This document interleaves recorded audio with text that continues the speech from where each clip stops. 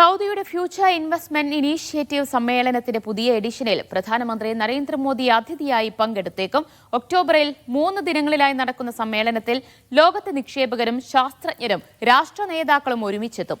Saudi രാജാവിന്റെ മേൽനോട്ടത്തിലുള്ള സമ്മേളനത്തിൽ media വണ്ണും ഭാഗമാകും. ഒക്ടോബർ 27 മുതൽ 30 വരെയാണ് ഫ്യൂച്ചർ ഇൻവെസ്റ്റ്മെന്റ് ഇനീഷ്യേറ്റീവ്. സമ്മേളനത്തിന്റെ 9ാം എഡിഷനാണിത്. റിയാദ് റിറ്റ്സ്-കാർട്ടണിലെ King Abdul Aziz international conference സെന്ററാണ് വേദി. AI, പുതിയ സാങ്കേതിക വിദ്യകൾ, സുസ്ഥിര വികസനം, നയരൂപീകരണം, നിക്ഷേപങ്ങൾ എന്നീ മേഖലകളിൽ ഊന്നിയാണ് ചർച്ചകൾ ഉണ്ടാവുക. വിവിധ രാഷ്ട്രത്തലവന്മാരും മന്ത്രിമാരും ഇവിടെ എത്തും.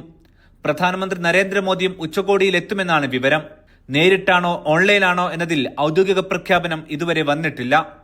2019 പ്രധാനമന്ത്രി ഉച്ചകോടിയിൽ പങ്കെടുത്തിരുന്നു. സൗദി കിരീടാവകാശി ഉൾപ്പെടെ നേരിട്ട് പങ്കെടുക്കാറുള്ള ഫ്യൂച്ചർ ഇൻവെസ്റ്റ്മെന്റ് ഇനീഷ്യേറ്റീവ് സൗദിയിലെ ഏറ്റവും വലിയ പ്രീമിയം നിക്ഷേപ സമ്മേളനം കൂടിയാണ്. ഉച്ചകോടിയുടെ 3ാം ദിനമായ ഒക്ടോബർ 30 ഇൻവെസ്റ്റ്മെന്റ് ഡേ ആയിരിക്കും. വിവിധ കരാറുകളെന്ന് രാഷ്ട്രങ്ങളുമായും കമ്പനികളുമായും ഒപ്പുവെക്കും.